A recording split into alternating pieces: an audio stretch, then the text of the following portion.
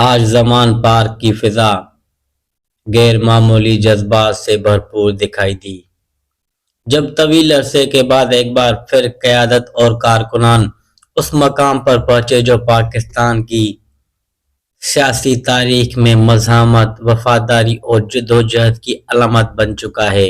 وزیر اعلیٰ خیبر پختونخوا سہیل آفریدی نے زمان پارک پہنچ کر گفتگو کرتے ہوئے کہا کہ یہ لمحہ ان کے لیے انتہائی خوشی اور فخر کا باعث ہے۔ ان کا کہنا تھا کہ زمان پارک صرف ایک رہائش گاہ نہیں بلکہ وہ مورچہ ہے جہاں کارکنوں نے اپنے لیڈر عمران خان کی حفاظت کے لیے سرد راتیں جاگ کر گزاری ہیں۔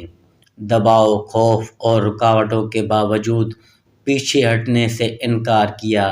یہ وہ یادیں ہیں جو کسی سرکاری حکم، کسی رکاوٹ یا کسی حصار سے مٹائی نہیں جا سکتی۔ وزیر اعلیٰ سہیل آفریدی نے جذباتی انداز میں کہا کہ سب سے خوشی کا دن وہ ہوگا جب عمران خان خود آزاد ہو کر اسی زمان پارک میں اپنے کارکنوں کے ساتھ کھڑے ہوں گے۔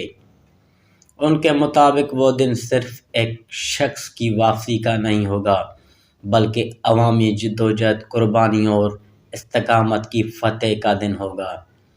سیاسی مبصرین کا کہنا ہے کہ زمان پارک آج بھی طاقت کے مراکز کے لیے ایک علامتی خوف کی حیثیت رکھتا ہے، کیونکہ یہ جگہ اس تعلق کی گواہ ہے جو عمران خان اور عوام کے درمیان قائم ہے۔ بند دروازے کے ناکے اور رکاوٹیں وقتی ہو سکتی ہیں مگر ایک نظریے کو قید نہیں کیا جا سکتا۔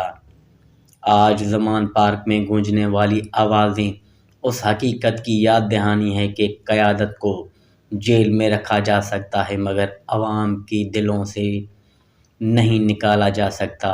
جدوجہد جاری ہے، امید زندہ ہے اور کارکن پرعزم ہیں کہ وہ دن ضرور آئے گا جب عمران خان زمان پارک میں ایک بار پھر اپنے لیڈر عمران خان کے ساتھ آباد ہوگا۔